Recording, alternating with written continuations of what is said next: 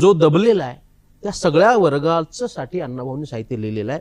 आणि त्यांची प्रेरणा अशी आहे की या समाजामध्ये म्हणजे जग बदल घालून घाव सांगून गेले मला भीमराव, ही जी कॅचलाईन आहे अण्णाभाऊंच्या साहित्याची, मला वाटतं त्याच्यात खूप मोठा अर्थ दडलेला आहे. आणि त्याच्यामध्ये अण्णाभाऊंनी सांगितलेलं आहे की हा जे धनवंत आहेत समाजामध्ये, जे धनवंतांनी पडलेला आहे, धर्मांतांनी छळलेला आहे, असे लोक आणि गुलामगिरीच्या चिखलात रुतून बसलेले जे लोक आहेत, म्हणजे ही गुलामगिरी कुठली असेल, ही गुलामगिरी आपल्या स्वतःच्या विचाराची असेल किंवा स्वाभिमान घाण ठेवण्याची असेल, हे सगळ्या गुलामगिरीतून आपण बाजूला पडलं पाहिजे आणि खऱ्या अर्थानं आपल्याला माणूस म्हणून जी प्रतिष्ठा म्हणून मिळायला पाहिजे.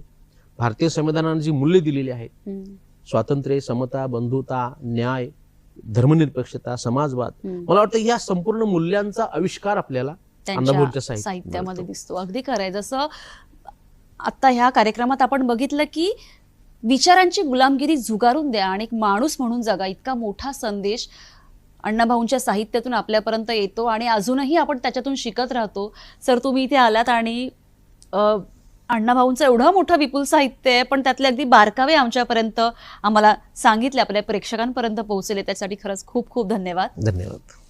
शब्दांच्या वाटेवर या कार्यक्रमात आता आपली रजा घेत आहोत. पुढच्या भागामध्ये अशाच एका नवीन तज्ञासह आणि नवीन विषयासह भेटूया. तोपर्यंत नमस्कार.